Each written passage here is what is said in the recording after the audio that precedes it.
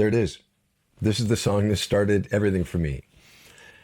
It was in the previous century when 45s were a thing. And I was booked as a solo artist to do a graduation ceremony. It was a friend of mine, Ralph West. He was a youth pastor in Santa Barbara at the time. And he calls me up and he goes, hey, come and do this thing. We're celebrating the seniors graduating out of the youth group.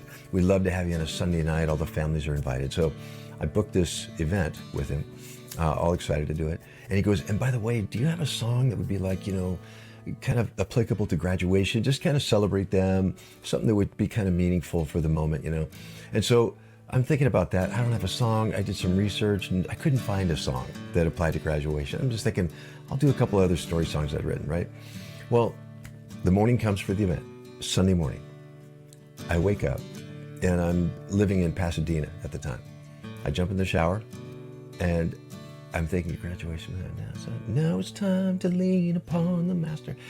I'm in the shower. You've heard stories, you write songs in the shower. Well, the chorus hit me in the shower, the whole chorus for the song. And I thought, this is pretty good. This might work for tonight's event. I get out of the shower, and for the rest of the day, before I had to leave for Santa Barbara, I am writing the verses, and I'm writing everything down on a notepad. And I'm thinking, this will work. And I've got a bunch of scratching. Then I rewrote it after I finished it off. I had it on a pad. I go to the event, and I am there now in Santa Barbara. And I just, middle of everything, I said, congratulations, all you graduates. I wrote this song this morning for all of you. And it's in celebration of the event. It's a celebration of your future and trusting God with whatever happens, right? And so I do the song, and it was totally silent.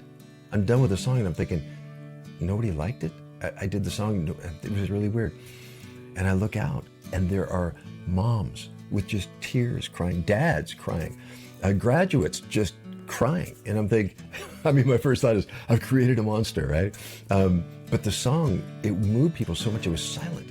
And it was probably a good several seconds before all of a sudden it's like clapping, and everybody's clapping, and then it just kept going and going. It's like, oh man, they're cheering. It was just a moment, right? I left that night, and I remember driving back thinking, I've got to record this song. That was when it hit me that next year we would go ahead and record the song. And I did it with my buddy Tom Mugardichian, lifelong friend of mine, amazing producer, incredible friend. And he helped me. He's done Adam Sandler movies, soundtracks for all sorts of stuff. Played with Earth, Wind, and Fire. He's been just an amazing musician. So he helps me. And then he has Bernie Grundman in Hollywood master the record. And I'm thinking, this is a dream. This can't be happening. So we do the record, right? And I'm just an indie artist. I don't know what in the world I'm doing. So I find somebody who will press the 45, get it out there and press it. We did some of the artwork. We created the cover of the 45 as if it's the top of a graduation cap. And we thought, well, that's kind of novel. Put it together like that. So we created this thing pretty simply. And it was black and white. I couldn't afford color. And we pressed it on a 45. There it is, graduation day. Pressed it on a 45. And I sent it out it was probably early March. I sent it out to at least 100 stations. It was probably all the money I could afford at the moment. And I sent it out with a letter. It said, hey, it's for your graduates. Might really work on air. And just give it a spin, give it a try. Well, I started within a week. I started getting calls from radio stations. And they're calling up and they're thinking, and they're going, hey, would you be willing to do an interview? We'd love to hear how the song was written. We want to hear about you. People are loving the song, especially obviously graduates, family graduates, everybody's calling in, hey, do that song. It started to grow, and it grew over the next several weeks. Now this is where it gets really good, okay? So the song is taking off, and I'm like, it's really working. People like the song. It's blessing them, it's encouraging them. And this is what happens. I'm in Spokane. I answer the phone. Hi, this is Pat Boone's assistant, and I'm calling looking for Joel Weldon. This is Joel? Yeah. We love your song, Graduation Day, and Pat would like to have you on his radio show and do an interview. And I'm thinking, Pat Boone? My first reaction was, this is one of my friends, and they're doing a full, a gag on me, right? They're just like pulling a prank. And I didn't let that on, but that was my first thought. And then I went, okay, tell me more. And they're like, yeah, we like to do the interviews. And I'm thinking, hey, no problem. In the back of my mind, I'm going, sure, phone interview, I'm good at that. I've done several already at that moment. So we have to have you in studio, he said.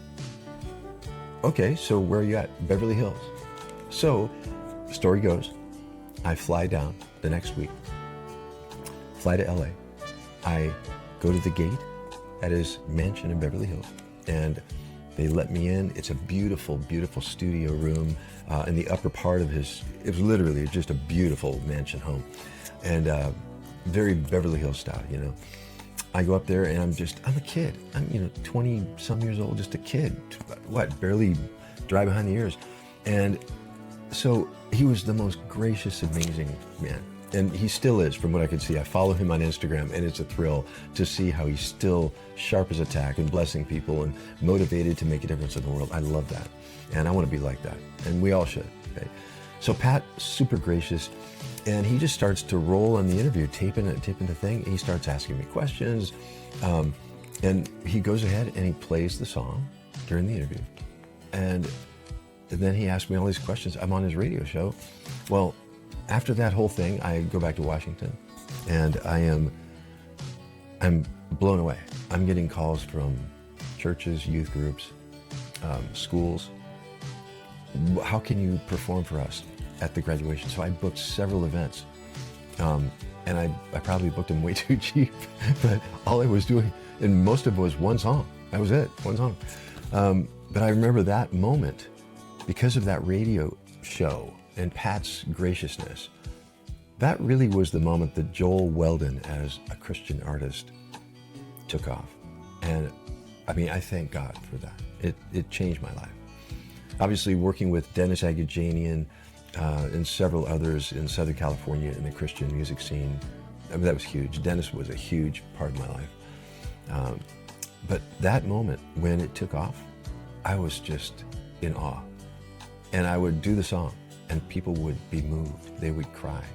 They would buy the 45. They would buy my whole album, because I came up with the whole album, and it really sold so many copies and moved my whole ministry forward. And it launched a good 25 years of, singer-songwriter performances all over the world for all kinds of organizations, big festivals, emceeing, being the host, etc. Launched me into the voice acting world eventually, and it's just crazy. But Pat, thank you. Thank you for the invite. Thank you for kicking off the ministry of a 22-year-old kid just trying to write a song that makes a difference, and means the world to me. And all of you watching this, thanks for hanging in there. But that's the story of the song. And I was hearing from many of you going, I want to know what the story, what's the backstory? Love the song. So share it with your friends. Congratulations to all the graduates. Our youngest, Nathan, is graduating from Point Loma University in San Diego in May. And congrats to him. But everyone else that steps into the moment of graduation in your life, and trust God with your future. He's got you.